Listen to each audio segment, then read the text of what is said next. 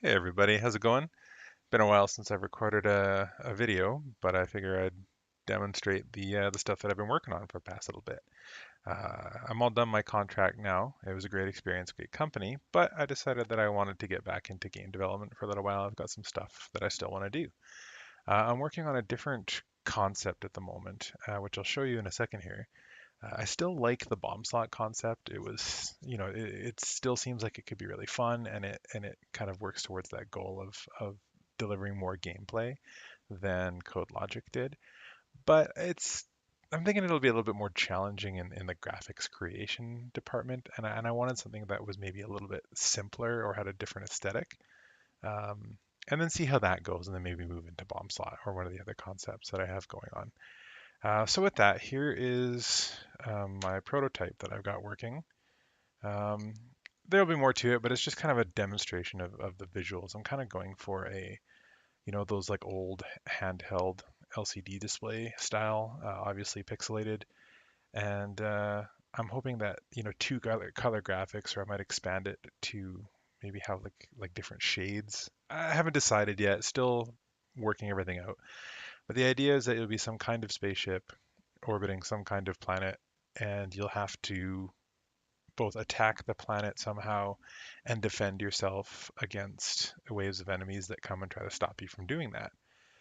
So right now I've just got it so that you can orbit around the planet and like maybe change directions, whatever, and then you can drop bombs on it, and of course particles because everything is more fun with particles.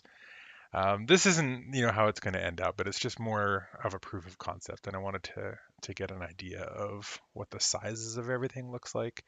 So I think I might actually scale this planet down a little bit more because I want more space in between your spaceship and the planet, just so that you have more stuff that can go on.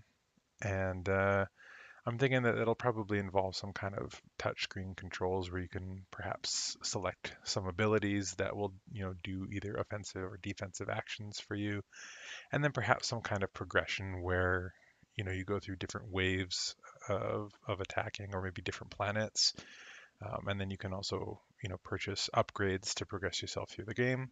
I don't know, this is just the general concept that I'm thinking. So that's also, I was thinking it might be nice to have different color schemes or whatever. This kind of graphical layout gives me the flexibility to kind of do that. um so yeah, that's the idea. And then to kind of get this working, I also had to do a little bit of playing around because I couldn't quite get the style that I wanted with the built-in um, monogame fonts. So I had to go looking for something. I'll show you the issue. Oops, I can't quite do it that way. I'll show you the issue that I encountered. Uh, so if you go here and I zoom in on the top, you can kind of see these little artifacts, which look eerily like my shadows, but these ones aren't intended to be there, whereas the shadow was intended to be there. And um, this is having to do with just the way that the font is rasterized when Monogame generates the font or the texture used for a sprite font. It's just I don't know. I'm calling it a bug. They're calling it or somebody called it a feature. I mean, whatever you want to call it, it's just the way that it works right now. Whereas I wanted something that was just clean edges, no font smoothing. So I found a there's like a library called Monogame Extended, and they implement a bunch of things. But one of the things that they use is called bitmap fonts. It's some functionality that used to exist in the old XNA version, but the tool that supports it has long since been lost. I can't even find it on the internet except for shady sites, and support for through Monogame itself is kind of sketchy. So I'm using Monogame Extended, and it seems to do the job. If I zoom in on the font, now everything is very clean edges, which is exactly what I want for this style. And then the other thing that I had to do, let me just put that back, was because I want to have, maybe I'll just bring this back up as a talking piece, because I want to have like buttons, on the left of the side. You can't see my wild hand gestures on the video, so maybe I should use my mouse to gesture instead. But I want to have like buttons here where I can, select different abilities and use them, and I want to be able to press both of those at the same time. Now, out of the gate,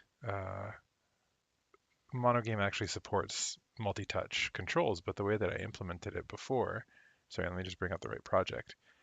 I only work focused on the the one uh, the one input or the most recent touch, and that was fine for CodeLogic because CodeLogic just needed the single buttons to interact with. There was no need for multi-touch. But in this game going forward, I'm going to need to be able to handle that. So I just did a little demo, just a little research spike, and it turns out, yeah, the support is all there, and they even keep track of the IDs of the positions. You can tell when a touch has been moved. So that's really cool. It's nice to know that that's all working out of the gate. And I'm just going to have to go and do some implementation in my existing code to get it working and perhaps refactor the way that the buttons work. Not a big deal, but I'll probably spend next week getting that sorted out, as well as creating like wrappers and implementations for the font. Even though it comes from Monogame Extended, I still have to create some wrappers and implementations for my own stuff so that I have that testable path. Because I still want to make sure that I'm continuing to follow quality development practices. One, so that I'm confident in my own code, and two, because it's a great skill to have these days. Nobody's looking for a software developer who doesn't know how to write well-tested code. Definitely something to stay on top of if you're a developer and you're watching this. Anyway, that's all I have for this update. Hopefully there will be more soon. But like I said, there's going to be some behind the scenes work, so I suspect those updates will probably be fairly boring. Either way, I'll see you then. Bye.